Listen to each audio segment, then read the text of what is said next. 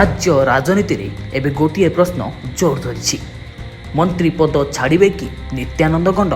हाँ आज्ञा, विरोधी दल विभिन्न प्रसंग उठाई तांको इस्तफा दाबी करुथुबा बेले सरकार पक्षरु कुहाଯାଉଛି जे यह केवल राजनीतिक आक्रमण। तेबे सतरे कौन बदलिब ना केवल चर्चारे ही सीमित रहिबो एही प्रसंग? आसंतु देखिबा। नित्यानंद गंडको नै राजनीतिक विवाद तीव्र होइछि। विरोधी अभियोग नैतिक दायित्व नहीं से मंत्री पदरु इस्तफा देवा उचित। अन्यपटे शासक दल कहूछि कौनसी अंतिम निष्कर्ष किंबा प्रमाण बिना केवल राजनीतिक चाप सृष्टि कर एही मध्य सोशल मीडिया रे मध्य चर्चा जोर धरिछि। केही इस्तफा दाबी करुथुबा बेले आउ केही कहउचंती जे तदंत किबा आधिकारिक प्रक्रिया समाप्त हेबा पूर्वरु कौनसी निष्कर्षर पहुँचवा ठीक नुह। तेबे प्रश्न हेउछि इस्तफा दाबी पछरे राजनीतिक कौशल रहिछि कि ना एहा प्रकृतरे नैतिक दायित्वर प्रसंग?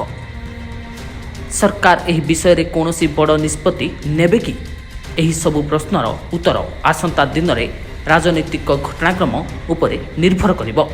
एपर्यंत नित्यानंद गंडको इस्तफा संपर्क में कौनसी आधिकारिक घोषणा हुई नहीं। नूतन सूचना आसिले आमे आपनको निश्चय अपडेट देबु। ब्यूरो रिपोर्ट, विश्व स्टोरी।